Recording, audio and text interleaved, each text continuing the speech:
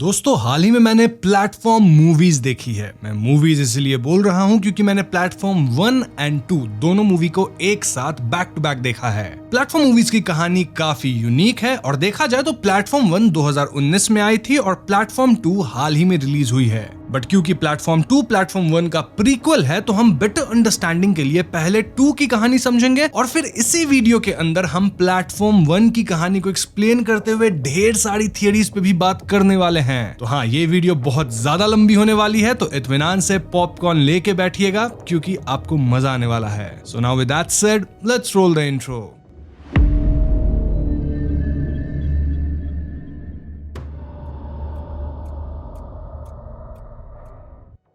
Platform 2 movie की कहानी की शुरुआत में हम बहुत सारे बच्चों को एक यूनिफॉर्म पहन के पिरामिड के चारों ओर घूमते हुए देखते हैं और वो सारे लाइन में लगकर एक स्लाइड में खेलते रहते हैं। ये बच्चे आराम से डिसिप्लिन्ड वे में अपने बारी का इंतजार करते हैं और स्लाइड करते हैं। वहीं सीन चेंज होकर कुछ लोगों को दिखाता है जो अपने फेवरेट खाने के बारे में बता रहे थे। ये लोग अलग अलग एथनिसिटी के थे और उनमें से एक आदमी जिसका नाम जामियातिन है और इसे हम पूरे वीडियो में जैम कहेंगे, वो कहता है कि मुझे हर रोज पिज्जा चाहिए वरना मैं बहुत अपसेट हो जाऊंगा। अब सवाल करने वाले पूछते हैं कि तुम कितना अपसेट हो जाओगे, जिसके जवाब में वो कहता है कि मैंने अपने घर को जलाने की कोशिश करी थी एक बार। मतलब दोस्तों, ये आदमी पिज्जा ना मिलने पे बहुत ही खतरनाक रूप ले सकता है। इनफैक्ट पहले तो इसने एक बार अपने पेरेंट्स को भी जलाने की कोशिश करी है। खैर, यहाँ सभी लोगों से ये पूछा जाता है कि आप कोई सामान अंदर ले जाना चाहते हैं, जिसपे लोग अलग अलग जवाब देते हैं। अब सीन शिफ्ट होकर एक वर्टिकल टनल को दिखाती है जिसपे अलग अलग फ्लोर्स या लेवल्स बने होते हैं और जैम एंड पेरेम्पुआ, जिसे हम पर कहेंगे, वो 24 लेवल पे होते हैं। सभी लोगों का इस पिट में पहला दिन होता है और इस पिट को कहा जाता है VSMC यानी कि vertical self management centre. VSMC के कुछ रूल्स होते हैं, जैसे इस पिट में खाना ऊपर से नीचे एक प्लेटफॉर्म पे आता है और उस प्लेटफॉर्म पर सभी तरह के खाने के आइटम्स सजे होते हैं, लेकिन प्लेटफॉर्म एक पर्टिकुलर लेवल पे बस कुछ ही समय के लिए रुकती है और आपको उसी टाइम में खाना पड़ेगा। अब आप प्लेटफॉर्म से कोई भी फूड आइटम उठा सकते हो, पर शर्त यह है कि आप कोई खाना स्टोर करके नहीं रख सकते। अगर आपने टेबल से कुछ भी आइटम्स अपने पास रखा तो आपके लेवल पे गर्मी या सर्दी इतनी बढ़ा दी जाएगी कि आपकी मृत्यु भी हो सकती है। और यह भी गारंटेड नहीं है कि आप हर रोज एक ही लेवल पे रहोगे। हो सकता है आज आप 1 लेवल पे हो, लेकिन कल आप 50th लेवल पे भी हो सकते हो। मतलब ये सब सिर्फ समय समय की बात है। अब लेवल्स कब चेंज होते हैं, कैसे होते हैं, ये सब तो हमें आगे पता चलेगा ही। तो प्रेजेंट सीन में जैम शॉक में होता है क्योंकि उसके पिज्जा को किसी और ने बड़े ही बुरे तरीके से खाया था। He was so attached to his pizza कि उसे बहुत गुस्सा आता है और ये काम लेवल 21 का था, जो ऑफ कोर्स उसके लेवल से ऊपर था। अब जैम अपना पिज्जा तो नहीं खा सकता था, इसलिए वो किसी और का खाना उठाने लगता है, लेकिन तभी उसके ऊपर के लेवल यानी 23 लेवल के लोग उसे रोकते हैं, ये कहते हुए कि पिट का एक नियम है कि आप किसी और का खाना नहीं खा सकते। ये ऑफिशियल एडमिनिस्ट्रेशन का कोई नियम नहीं था, बस काइंड ऑफ एक अनरिटन रूल था जो पिट के लोगों ने आपस में रखा हुआ था ताकि खाना लास्ट लेवल तक पहुंच पाए और सारे लोग खाना खा सके। अगर ऐसे इंटरनल रूल्स नहीं रखे जाएंगे तो सभी लोग भूखे मरेंगे, सिर्फ ऊपर वाले बचेंगे। अब जैम कहता है कि लेवल 21 का क्या, उसने तो मेरा खाना खा लिया है ना, तो तुम तुम्हारे अनसेट रूल उस पे क्यों नहीं लागू करते। इस पे लेवल 23 के लोग कहते हैं कि हम उसे कल देख लेंगे, लेकिन तुम चेन को मत तोड़ो क्योंकि इससे पूरा फूड डिस्ट्रीब्यूशन सिस्टम ही खतरे में आ सकता है। वो दोनों कहते हैं कि अगर अभी तुमने दूसरे का खाना खाया तो वो लोग किसी और का खाना खाएंगे और ये चेन डिजास्टर बन जाएगा, जिससे लोग टेबल से कुछ भी खा लेंगे और नीचे के लेवल वालों को कुछ खाने को मिलेगा ही नहीं। इससे पूरा chaos मच जाएगा जो हमारे शांति के खिलाफ है। तो हाँ, थोड़ा सा आर्ग्यूमेंट होने के बाद भी जैम नहीं मानता, तब उसके फ्लोर पे पर उसे रोकती है सेइंग कि तुम मेरा खाना शेयर कर लो लेकिन दूसरों का खाना मत खाओ। इस पे जैम मान जाता है और दोनों पर का खाना शेयर करके खाते हैं। अब दोस्तों, यहाँ मैंने नाम को जानबूझ के शॉर्ट कर दिया है, वरना बड़े बड़े नाम होते हैं तो कंफ्यूजन ज्यादा क्रिएट होती है। एनीवेज, जो लोग पिट के नियम नहीं मानते थे और प्लेटफॉर्म से दूसरे का खाना खा लेते थे, उसे ये लोग बारबेरियन बुलाते थे। बारबेरियन यानी ऐसे लोग जिसे समाज के कायदे के बारे में पता ना हो और जो इस पिट में नियम कानून बनाए रखते थे, उन्हें पिट के लोग लॉयलिस्ट यानी कि वफादार कहते थे। अब यहाँ हमें पर की बैक स्टोरी बताई जाती है जिसे कहानी में अलग अलग मोमेंट से प्रेजेंट किया गया है, लेकिन मैं इसे एक साथ ही एक्सप्लेन कर रहा हूं जिससे आप सभी को यह समझने में प्रॉब्लम ना हो। तो बात यह थी कि पर is a famous artist. She was in love with a man जिसका एक छोटा बच्चा भी था। अब एक दिन उसका एक आर्ट एग्जीबिशन था जहां उसने एनिमल क्रूएल्टी पे कुछ स्टैच्यूज बनाई थी। वहां उसका बॉयफ्रेंड भी अपने बच्चे के साथ आया था। उसी स्टैच्यू में एक डॉग का स्टैच्यू था जो बहुत ज्यादा नुकीला एंड डेंजरस था। पर के फियांसे का बेटा बहुत ज्यादा चंचल था और एग्जीबिशन में दौड़ते हुए वो वो उस स्टैचू में गिर जाता है जिससे उसकी मौत हो जाती है। अब हालांकि ये एक हादसा था, लेकिन पर उससे डिप्रेशन में आ जाती है क्योंकि she took it as her fault. उसके लॉयर्स ने भी कोर्ट में ये प्रूव किया कि इसमें उसकी कोई गलती नहीं थी, लेकिन फिर भी वो पर्सनली बहुत गिल्ट में थी और उसी गिल्ट से छुटकारा पाने के लिए वो इस पिट में आई थी ताकि टाइम के साथ वो इस हादसे से बाहर निकल सके। खैर, तो अब पर और जैम अपने अपने तरीके से पिट में समय बिताने लगते हैं कि तभी सब लोग 44 करके चिल्लाने लगते हैं, जिसपे 23 का लॉयलिस्ट बंदा कहता है कि 44 के बाद से कम्युनिकेशन चेन कट हो गया है और हमें पता नहीं कि उसके बाद खाना प्रॉपर्ली डिस्ट्रीब्यूट हुआ है या नहीं। आई मीन ऐसे ही दे डिड देयर विजिलेंस और सारे लोग एक दूसरे पर नजर रखते थे जिससे पिट में नियम कानून बना रहे। पर के पूछने पर पता चलता है कि टोटल वीएमएससी में 333 लेवल्स हैं और अगर किसी लेवल के अंदर फूड डिस्ट्रीब्यूशन में प्रॉब्लम होती है या कोई नियम तोड़ता है तो उसके ऊपर के दोनों लेवल के लोग प्लेटफॉर्म में चढ़ के आते हैं और उस प्रॉब्लम को सॉल्व करते हैं। जैसे 21 ने जैम का पिज्जा खाया था तो लेवल 19 और 20 के लोग जाके जैम का पिज्जा प्रोटेक्ट करेंगे और 21 के लोगों को समझाएंगे अबाउट द रूल। ये सब रूल्स लोगों ने आपस में बनाया हुआ था ताकि फूड डिस्ट्रीब्यूशन ठीक से हो सके। और जब पिट में रेड लाइट होता है तब प्लेटफॉर्म बड़ी तेजी से ऊपर की ओर उठता है जो कि डेंजरस है if people are standing on the edge. अब यहाँ हम जैम की भी पास्ट स्टोरी जान पाते हैं जहां उसने बस अपने ऑटोबायोग्राफी जलाने की कोशिश करी थी और आग पूरे घर में फैलने लगी। इनफैक्ट वो एक मैथमेटिशियन था जिसने अपनी लाइफ को मैथ्स पे ही डेडिकेट करा था, लेकिन वो एक सवाल की वजह से डिप्रेस्ड हो गया था जो कि स्क्वायर रूट ऑफ -1 था जिसका जवाब एक इमेजिनरी नंबर था। उसको लगने लगा कि मैथमेटिक्स इतना प्रैक्टिकल सब्जेक्ट है, स्टिल उसमें इमेजिनरी नंबर है which makes it less reliable and he eventually stopped practising maths. उसने अपनी पत्नी और बेटे को छोड़ दिया और अपने माता पिता के साथ रहने लगा, लेकिन उसके माता पिता भी उससे तंग आ गए। ऐसे में उन्होंने उसे यहाँ भेज दिया है so that he learns some discipline. अब ये सब कहानी में अलग अलग पार्ट्स में दिखाया गया है, लेकिन जैसा मैंने बताया मैं बैक स्टोरीज को एक साथ ही आपको बता दे रहा हूँ ताकि आपको समझने में आसानी हो। खैर, तो एक रोज जैम और पर अपने खाने का इंतजार कर रहे होते हैं कि तभी they hear chaos over them और हम समझ पाते हैं कि लेवल 21 में घमासान लड़ाई हो रही थी। ऐसा इसलिए क्योंकि 19 और 20 के लोग उसे समझाने नीचे उतरे थे। तो हाँ, प्लेटफॉर्म धीरे धीरे नीचे आने लगता है जिससे सारे लोग लड़ने लगते हैं और 23 के लॉयलिस्ट इनसे कहते हैं कि मैं भी लड़ाई में भाग ले रहा हूँ और प्लेटफॉर्म आपके यहाँ रुके तो आप भी लड़ना ताकि हम 21 को शांत कर सके। जैम बहुत डर जाता है और कहता है कि मैं लड़ना नहीं चाहता, लेकिन उसके डर के बावजूद भी प्लेटफॉर्म 24 में रुकती है और 23 का लड़का 21 के बारबेरियन से लड़ने लगता है। उनके लड़ाई की वजह से लेवल 23 में कुछ खाना फ्लोर पे इधर उधर बिखर जाता है जिससे लेवल 23 की गर्मी बहुत बढ़ जाती है। इनफैक्ट वहां की एक लेडी के शरीर में आग लग जाती है और वो जलते हुए सीधे प्लेटफॉर्म पे गिरती है। पर उसके आग को बुझाने की कोशिश करती है, लेकिन जैम तो सिर्फ खड़ा खड़ा देखता ही रहता है। फाइनली 21 काबू में आता है, लेकिन तब तक वो लेडी बिल्कुल जल जाती है। इससे हमें समझ में आता है कि जैम सिर्फ बाहर से फियर्स दिखता है, लेकिन अंदर से वो बहुत कमजोर था। वहीं दूसरी तरफ पर काफी स्ट्रॉन्ग थी और इजिली हार मानने वालों में से नहीं है। तो अब इनका लेवल भी फ्रीज होने लगता है, लेकिन नंबर 23 और पर मिलकर सब कुछ संभाल लेते हैं। फिर नंबर 23 21 के बारबेरियन को लेकर अनॉइंटेड वंस के पास जाता है टू पनिश हिम। पिट में अनॉइंटेड वंस उसे कहा जाता है जिसने रियल मास्टर से मुलाकात करी थी, मतलब उस मास्टर से जिसने इस पिट के रूल्स को सेट करा था। मतलब इन्हें हम समाज के संत लोग या बड़े लोग कह सकते हैं जो कि कस्टम्स को जारी रखते हैं। वहीं हम रियल मास्टर या मसीहा के बारे में जान पाते हैं जो सबसे नीचे लेवल में रहते हैं और खाना ना पहुंचने की वजह से जब सब लोग भूख से मर रहे थे तब उन्होंने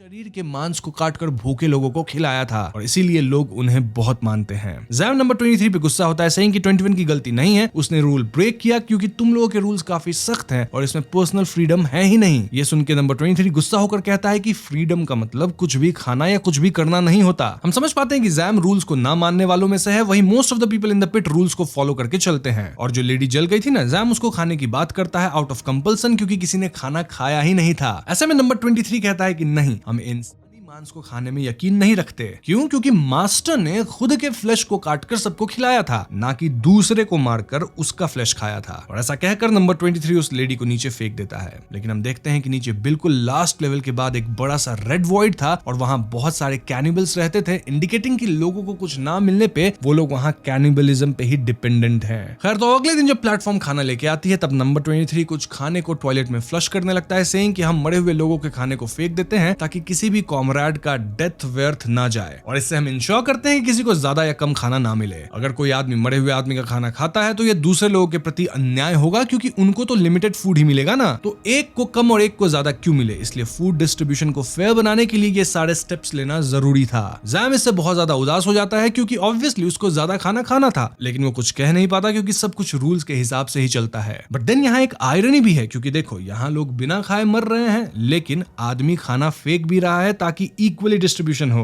now this was so weird कि पर्ल भी इससे शॉक में आ जाती है। अब अगले दिन जब प्लेटफॉर्म उनके लेवल पर रुकती है तो दोनों अपना वाला पोर्शन खाते हैं। पर मरे हुए आदमी का पोर्शन फेंक रही होती है, लेकिन जैम थोड़ा बहुत उसमें से खाने लगता है। अब उसे ऐसा करते हुए उसके ऊपर के लेवल का एक ओल्ड आदमी देख लेता है। खैर दोनों पिट में अपना दिन काटने लगते हैं और हम देख पाते हैं कि पर्ल और जैम के बीच अच्छी दोस्ती हो गई है। दोनों एक दूसरे का खाना शेयर करते हैं, सेल के वॉल पे ड्रॉ करते हैं, एक दूसरे की मदद करते हैं और ठीक ठाक से दिन काटने लगते हैं। वो दोनों एक दूसरे की स्टोरी भी जानते हैं। उनके लेवल चेंज होने से पहले लास्ट डे वो लोग पिट में एंजॉय करते हैं और डांस वगैरह करते हैं। इस पॉइंट पे इन दोनों को नहीं पता था कि अगले दिन वो कौन से लेवल पे जाएंगे। Now to their utter shock अगले दिन वो दोनों लेवल 180 पे जागते हैं, जो कि बहुत ही खतरनाक लेवल है। क्यों? क्योंकि 180 बहुत नीचे है, वहां तक खाना बचेगा नहीं, रूल्स लागू होंगे कि नहीं किसी को नहीं पता। दोनों काफी टेंशन में होते हैं और उनके ऊपर 179 वाले उनसे उनका डिश पूछते हैं। उनके नीचे वाले लोग तो बिल्कुल पागल से हो गए थे, क्योंकि उन्होंने बहुत टाइम से कुछ खाया ही नहीं था। बेसिकली हालत इतनी खराब थी कि प्लेटफॉर्म में इनके लेवल पे आते आते कोई खाना बचता ही नहीं था। ऐसा कई दिनों तक चलता है और जैम पागल होकर अपने हाथ को ही जलाने लगता है, जिसको पर्ल रोकती है और उसे हिम्मत बांधती है। जैम को खून की उल्टी हो जाती है, इंडिकेटिंग कि वो बहुत ज्यादा बीमार हो चुका था। तभी हम एक कटे हुए मृत शरीर को नीचे गिरते हुए देखते हैं, जिसको अनॉइंटेड वंस ने सजा दी थी, क्योंकि ऑब्वियसली उसने कोई रूल ब्रेक करा था। अब लेवल 169 की लेडी उन्हें यह बताती है कि पिछली बार लेवल 24 में किसी आदमी ने मरे हुए लोगों का खाना चुरा के खाया था, जो कि ऑब्वियसली जैम की बातें करते हैं। लेकिन उन्हें पता नहीं था कि जैम ही 24 वाला है जो कि नीचे है। पर यहाँ कैसे भी बात को संभाल लेती है, लेकिन जैम अब डर चुका था, क्योंकि he is soon going to be punished. लेकिन पर उसका हिम्मत बांध के रखती है। रात को जैम अपने बेड से उठता है और वो अपनी लाइफ को याद करके बहुत उदास होता है। हम देख पाते हैं कि वो अब हिम्मत हारने लग गया था। उसे फील होता है कि उसने लाइफ में बहुत मिस्टेक्स करी हैं और उसे कोई भी नहीं चाहता है। ना ही उसके पेरेंट्स उसको चाहते हैं, ना ही उसके बच्चे उसको चाहते हैं। इसलिए फाइनली वो आग लगा देता है और नीचे कूद जाता है। Now this incident was heartbreaking for Per। अब जैम के नीचे गिरते ही लोग आनंद मनाने लगते हैं और हम तभी अनॉइंटेड वंस के पूरे ग्रुप को देख पाते हैं। यहाँ अनॉइंटेड वंस की आंखों में पट्टी लगी थी, इंडिकेटिंग कि वो देख नहीं सकते। Now अगले दिन पर की आंख लेवल 51 में खुलती है और इस बार वो एक लड़की के साथ लेवल शेयर कर रही थी। उस लड़की का नाम सहाबत होता है। उस लड़की का लेफ्ट हैंड कटा हुआ होता है और वो पर से ज्यादा बातें नहीं करती। तभी उनके लेवल पे प्लेटफॉर्म आके रुकती है, लेकिन न्यू कमर्स ने रूल्स को फॉलो नहीं करा था और सहाबत के प्लम्स बिल्कुल खराब हो चुके थे। ऐसे में सहाबत अपना मील स्किप कर देती है। अब पर को यहाँ लग रहा था कि सहाबत एक न्यू कमर है and she is still learning about the rules of the pit. Now 54 level पे एक बारबेरियन था जो दूसरे का खाना खा रहा था और as per the rules 52 and 53 की जिम्मेदारी थी कि वो लोग मिलके उस बारबेरियन को पैसिफाई करें। लेकिन पर जो कि लेवल 51 पे थी वो भी इनके साथ जाना चाहती थी। पर का मानना था कि ऊपर के फ्लोर्स के सभी लोगों की रिस्पॉन्सिबिलिटी है कि वो अपने से नीचे लेवल के लोगों के बीच रूल्स इन्फोर्स करके रखे ताकि फूड डिस्ट्रीब्यूशन सिस्टम फेयर हो पाए। अब अगली सुबह देखते हैं कि एक औरत का कटा हुआ शरीर पिट के नीचे गिर रहा था। ये काम किसी और का नहीं बल्कि अनॉइंटेड वन के जस्टिस सिस्टम का था और उसे लोग दागिन बाबी कह के बुला रहे थे। और ये वही आदमी था जिसको हमने पिछले सीन में आंखों पे पट्टी बांधे देखा था। ना प्लेटफॉर्म जब लेवल 51 पे रुकती है तब सहाबत अचानक से रेज में आ जाती है और एक आयरन रॉड लेके प्लेटफॉर्म पे चढ़ जाती है, सेइंग कि हमें लेवल 54 के आदमी को मजा चखाना पड़ेगा और पर भी उसके साथ शामिल हो जाती है। लेवल 54 वाले को इसलिए मजा चखाना था क्योंकि वो पहले लेवल 2 पे हुआ करता था जो कि दूसरों का खाना खा जाया करता था। बट देखा जाए तो ये काइंड ऑफ पिट की लॉ को ब्रेक करने जैसा हुआ, बट स्टिल ये दोनों ऐसा कर रहे थे। नाउ 52 के दोनों आदमी उन्हें मना करते हैं कि कम्युनिकेशन चेन में बढ़ सकती है अगर आप लोग 51 से उतर के आ जाओगे। लेकिन पर और सहाबत इसे इनकार कर देते हैं एंड इंस्टेड ऑफ देम 52 का एक लड़का वहां ठहर जाता है। तो जब ये लोग 53 लेवल पे पहुंचते हैं तो ये झूठ कहते हैं कि सबको ऊपर से ऑर्डर मिले हैं एक साथ जाके 54 को पकड़ने के लिए और इसीलिए 53 के लोग भी उनके साथ चल पड़ते हैं। लेकिन दोस्तों 54 का आदमी बड़ा खतरनाक था और वो सबको पीटने लगता है। जब चारों लोग उसे कॉर्नर कर देते हैं तब वो बच के भागने लगता है और प्लेटफॉर्म पे चढ़ जाता है। उसके पीछे सहाबत भी प्लेटफॉर्म पे चढ़ जाती है और उसे बचाने के लिए पर भी प्लेटफॉर्म पे चढ़ जाती है। सारे लोग हाथापाई करते हुए लेवल 55 में पहुंच जाते हैं जहां एक बूढ़ा आदमी फाइट में हिस्सा लेता है, लेकिन एक मेंटली चैलेंज्ड लड़का उन्हें बस देखता रहता है। सहाबत को उस आदमी ने बहुत चोटिल कर दिया था और पर गुस्से में उसको मारने जाती है, लेकिन वो आदमी इनसे रहम की भीख मांगता है। ऐसे में पर उसे जान से नहीं मारती और वो आदमी प्लेटफॉर्म में चढ़ के नीचे चला जाता है। अब इस पॉइंट पे हम व्यूअर समझ पाते हैं कि सहाबत का इस पिट के अंदर पहला मंथ नहीं है, इनफैक्ट वो पर से भी पहले से इस पिट में है। और इसी पॉइंट पे हम व्यूअर सब सहाबत की कहानी पे भी आते हैं। उसको इस पिट में रहते हुए 6 महीने हो गए थे और पहले ही दिन उसके सेलमेट ने उसको सारे रूल्स बताए थे। सहाबत रूल्स फॉलो करती थी, लेकिन वो समझ गई थी कि एक बहुत unfair system of food distribution था क्योंकि इसमें हम सिर्फ अपने मंगाए खाने को ही प्रोटेक्ट करते हैं। स्टिल शी वाज ओके क्योंकि उसके लिए ये एक अच्छा स्टार्ट था। वो दोनों ही नियम कानून मान के चलते थे, लेकिन एक दिन उन्हें एक आदमी मिला जो बहुत भूखा था और मरने की हालत में था। इन लोगों ने मिलकर उसकी मदद करी किसी और आदमी का खाना खिलाकर। लेकिन दागिन बाबी को यह सब अच्छा नहीं लगा और वो अपनी टीम के साथ आकर सहाबत और उसके सेलमेट को बहुत ब्रूटली पनिश किया। उसकी सेलमेट को नेकेड बांध दिया गया इन द प्लेटफॉर्म और लोगों ने उसे कच्चा खा लिया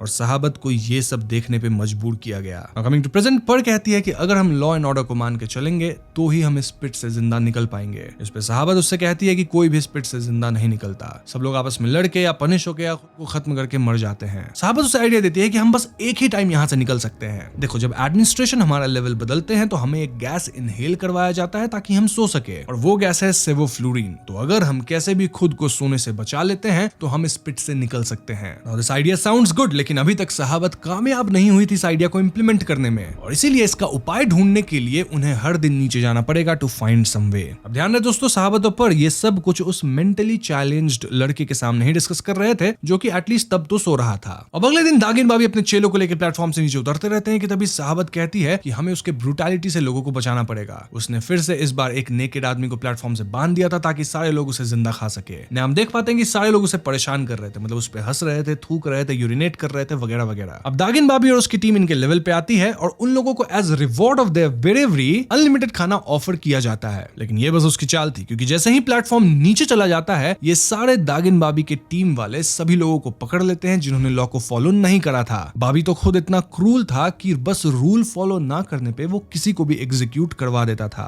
नाउ पर का स्पेसिफिकेशन में अहम भूमिका था, तो उसे सजा मिलती है कि उसके एक हाथ को काट दिया जाएगा। जब वो इस पे रेबल करती है तो वो कहता है कि तुम अपने तरीके से लॉ को मोड़ नहीं सकती और इस चेन सिस्टम को कायम रखने के लिए हमने बहुत लोगों को सैक्रिफाइस करा है और अब एक भी आदमी ये रूल नहीं बदल सकता। इनफैक्ट सहाबत को यहाँ नग्न करके बांधा जाएगा और फिर उसके साथ क्या होगा आप सब जानते ही हैं, मतलब दूसरे लोग उसे खाएंगे और सभी को एक मैसेज पहुंचेगा कि जो रूल्स फॉलो नहीं करेगा उसको मार दिया जाएगा और terror is the message of दागिन बाबी। तभी वो मेंटली चैलेंज लड़का कहता है कि अगर आपने इन लड़कियों को छोड़ दिया तो ये लोग भाग जाएंगे। कल रात मैंने इन्हें बातें करते हुए सुना है। Now this was a shocking revelation, लेकिन फॉर्चुनेटली वो बंदा कुछ भी बात अच्छे से नहीं बता पाता और उसकी बातों पे सब हंसने लगते हैं। तो हाँ, भले ही प्लान काइंड ऑफ लीक हुआ लेकिन लोग उस पर भरोसा नहीं किए, तो दागिन बाबी को इसके बारे में शायद पता नहीं चला। अब जैसा पनिशमेंट मिला था उसी हिसाब से सहाबत को नग्न बांध दिया जाता है और उसे भी प्लेटफॉर्म से बांधकर नीचे ले जाया जाता है ताकि इंसान को खाने वाले उसे खा जाए। इनफैक्ट सारे लोग जिसने स्पेसिफिकेशन में भाग लिया था उनके एक हाथ को भी काट दिया जाता है। तो आप देख सकते हैं कि यहाँ एक छोटी सी रूल को तोड़ने पे कितनी बड़ी सजा मिल रही है। अब दोस्तों यहाँ हम वापस से फर्स्ट सीन वाले बच्चों को देखते हैं जो कि पिरामिड के चारों ओर घूम रहे थे।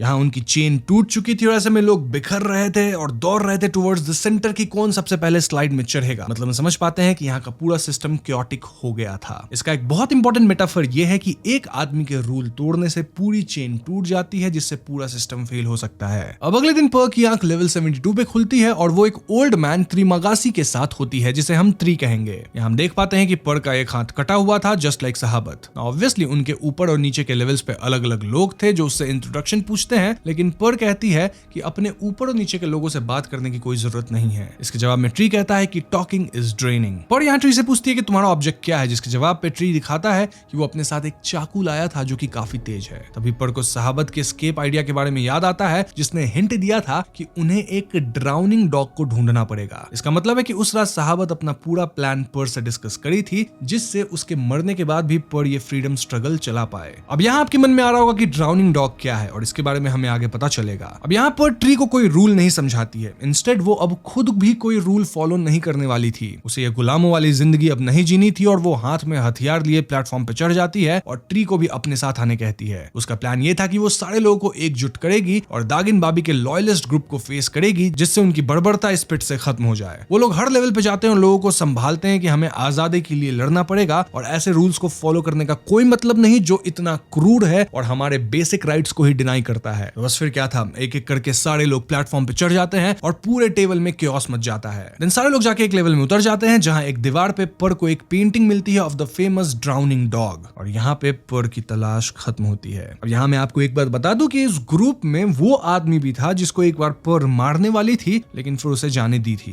खैर, तो अब सारे कॉमरेड्स मिलके उसी फ्लोर में समय बिताने लगते हैं क्योंकि इन्हें मालूम था कि अगले दिन दागी बाबी और उनकी गैंग इन पे हमला जरूर करेगी और ये लोग आज के दिन अपनी आजादी को एंजॉय करेंगे। सारे लोग नाच गाना करके वहीं पे सो जाते हैं और अगले दिन जब उनकी आंख खुलती है तब वो दागिन बाबी और उनकी टीम को अपने फ्लोर पे आता हुआ पाते हैं। ये लोग प्लेटफॉर्म का सारा खाना टॉयलेट में फ्लश करके आ रहे थे ताकि इन रेबल्स को कोई खाना ना मिले और अब हम एक झड़प तो जरूर देख पाएंगे between the loyalists and the rebels. लेकिन दागिन बाबी उनसे एक फ्लोर फ्लोर पहले ही उतर जाता है। देन सबको कहता है कि हर रोज यहाँ तक मैं खाना नहीं पहुंचने दूंगा, और जब तुम लोग बिना खाने के तरप जाओगे, कमजोर हो जाओगे, तब मैं आऊंगा तुम सबको मारने। ऐसे में कुछ रेबल्स पूछते हैं कि हमारे नीचे भी तो कई लोग हैं, क्या तुम उन्हें भी स्टार्व करके मार डालना चाहते हो? क्योंकि गलती तो सिर्फ हमारी है, उनकी नहीं है। इस पे बॉबी कहता है हाँ, लॉ एंड ऑर्डर को मेंटेन करने के लिए लोगों की बलि चढ़ना जरूरी है। नाउ बॉबी यहाँ कहता है कि अगर तुम लोग सरेंडर कर लो तो मैं ऐसा कुछ नहीं करूंगा, लेकिन लोग सरेंडर करने को तैयार नहीं होते हैं। अब यहाँ कुछ लोग डर के प्लेटफॉर्म पे चढ़ के नीचे चले जाते हैं, क्योंकि उन्हें लॉयलिस्ट को फेस नहीं करना था। क्योंकि ऑफ कोर्स लॉयलिस्ट उन लोगों को बहुत बुरी तरह से टॉर्चर करते हैं जो लोग उनके रूल्स के खिलाफ जाते हैं। तो ऐसे में बचे खुचे लोग दिन प्रतिदिन उसी लेवल पे रह रहे थे, और अगर इनमें से कोई मरता था तो उसको ही पका के बाकी लोग खाते थे। लेकिन पर ऐसा नहीं कर पाती। एक रोज वो उस पेंटिंग को अपने शर्ट के अंदर घुसा लेती है और सारे लोग दागिन बाबी से भिड़ जाते हैं। पूरे फ्लोर में एक भयानक संग्राम होता है और लॉयलिस्ट्स एंड रेबल्स आपस में बहुत मारकाट मचाते हैं। लेकिन पर के पीछे वही आदमी लग जाता है जिसको उसने छोड़ दिया था। वो पूछता है कि पेंटिंग इतना जरूरी क्यों है, और ये कहकर वो पर को चोक करने लगता है, क्योंकि उसको उसका प्लान जानना था। यहाँ पर बिल्कुल कॉर्नर्ड हो चुकी थी, लेकिन तभी ट्री उसे अपना चाकू पकड़ा देता है, जिससे वो उस आदमी को मार डालती है। फ्लोर के सारे लोग, वेदर इट्स द लॉयलिस्ट्स और द रेबल्स, सभी मर जाते हैं। लेकिन यहाँ पर और ट्री दोनों बचते हैं। दागिन बाबी भी मरने के हालत में होता है, और तभी पर उसके पास आकर उसे टॉन्ट करते हुए कहती है कि मैं काम करती हूँ, तुम्हारे जख्मों को भर के मैं तुम्हें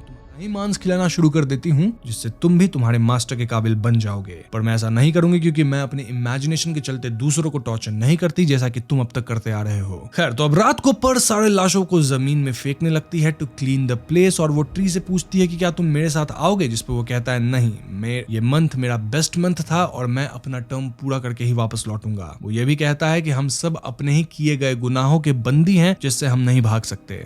अब पर अपने प्लान के तहत उस पेंटिंग को स्वॉलो कर लेती है, और अगर इससे वो बेहोश होने वाली एयर को अपने अंदर ना जाने दे और कुछ समय तक को होल्ड कर सके, तो शायद वो यहाँ से निकल जाएगी। कब निकल पाएगी? जब एयर को क्लियर किया जाएगा और कुछ लोग आएंगे एडमिनिस्ट्रेशन से, जो कि लाशों को ऊपर लेके जाएंगे ग्रेविटी को उल्टा करके, और उसी टाइम पे पर भागेगी, अगर वो तब तक सरवाइव कर पाए और बेहोश ना हो। तो हाँ, पर ऐसा ही करती है, और सीन को देख के ऐसा प्रतीत होता है कि वो पॉइजनिंग से मर गई है, लेकिन ऐसा नहीं है। तो अब सीन शिफ्ट होकर उसी बच्चों के ग्रुप को दिखाता है जो स्लाइड चढ़ने की कोशिश में बिल्कुल क्योस में फंस चुके हैं। उनमें से एक बच्चा पिरामिड के सबसे ऊपर पहुंच जाता है, जिसे एक लड़का और लड़की, जो कि शायद VSMC वाले हैं, वो बच्चे को अपने साथ ले जाते हैं। अब जब इंटरवल का टाइम होता है, यानी लेवल्स चेंज करने की बारी आती है, तो हम VSMC के लोगों को स्पेशल सूट और मास्क में सारे लाशों को एक साथ बांधते हुए देखते हैं। ये लोग टनल में फ्लोट कर रहे थे, क्योंकि ऑफ कोर्स अब ग्रेविटी को चेंज कर दिया गया था, जिससे चीजें ठीक ढंग से ऑपरेट करी जा सके। और यहाँ इन लोगों ने पर को भी मृत लोगों के साथ ही बांध के रखा था। अब पर जाग जाती है, एंड टू अ शॉक वो देखती है कि ये लोग लाशों को ऊपर नहीं ले जाते, बल्कि ये तो लाशों को नीचे फेंक देते हैं। आई मीन लेवल 333 के भी बाहर, और पर के बाहर निकलने का कोई आइडिया अब कारगर नहीं होगा। पर कैसे भी खुद को आजाद करती है और 333 में बेड के नीचे छिप जाती है। यहाँ वो देखती है कि कुछ एडमिनिस्ट्रेशन वाले लेवल 333 में एक छोटे बच्चे को सुला रहे हैं। और दोस्तों, ये वही बच्चा है जिसे पिरामिड से चुना गया था। पर को अब अपना पास्ट याद आता है, जब वो अपने फियांसे के बच्चे को नहीं बचा पाई थी, इसीलिए वो इस बच्चे को पिट से आजाद करने का डिसाइड करती है। वो इस चक्कर में यहाँ से निकलने की कोशिश करती है, लेकिन उसका सर टकरा जाता है, यानी कि वो चोटिल हो जाती है। And this is a very defining moment. क्यों, वो मैं आगे बताऊंगा। खैर, तभी वो एक विजन देखती है, जिसमें हम प्लेटफॉर्म 1 के किरदार गोरेंग को टेबल पे बैठा हुआ पाते हैं। अब गोरेंग कौन है, इसके बारे में हम इसी वीडियो के अंदर बात करेंगे, क्योंकि यहीं पे हम प्लेटफॉर्म 1 को भी एक्सप्लेन करने ही वाले हैं। खैर, तो इसी विजन के बाद हम पर को प्लेटफॉर्म पे जागते हुए देखते हैं, जो अब 333 से नीचे जा रही थी टुवर्ड्स द वॉइड, और वो बच्चा भी टेबल पे पड़ा हुआ था। ये जगह ब्लू कलर के लाइट से घिरी होती है, जहां बहुत सारे लोग उसे स्मेल करने लगते हैं। तभी वहां एक लेडी पर से कहती है कि इस बच्चे को आप ऊपर जाने दो, इसके पास एक चांस है, लेकिन आपका चांस ओवर हो गया है। तो हाँ, पर को प्लेटफॉर्म से उतरना पड़ेगा ताकि ये बच्चा ऊपर जाके एस्केप कर सके, क्योंकि ऑब्वियसली प्लेटफॉर्म फर्स्ट फ्लोर पे तो जाएगी ही ना। पर भी उसकी बात मान लेती है, और उसे वहां सहाबत और जैम भी दिखते हैं। तभी हम एंड क्रेडिट सीन में बहुत से बड़े लोगों को एक बच्चे के साथ प्लेटफॉर्म पे चढ़े हुए ब्लू वॉइड में आते देखते हैं, और शायद उन लोगों ने भी बच्चों को बचाया था। और तभी वहां हम एक पोस्ट क्रेडिट सीन भी देखते हैं, जो इस पार्ट को प्लेटफॉर्म 1 से जोड़ती है। और इस पोस्ट क्रेडिट सीन के बारे में हम इसी वीडियो के एंड में बात करेंगे, ताकि वो ज्यादा सेंस बनाए। यहाँ बताऊंगा तो आप कंफ्यूज ही हो जाओगे। तो हाँ, यहाँ पे प्लेटफॉर्म 2 मूवी खत्म हो गई है, लेकिन प्लेटफॉर्म 1 पे जाने से पहले मैं आपको थोड़ी बातें क्लियर कर देता हूँ। तो एंडिंग में इट्स क्वाइट पॉसिबल कि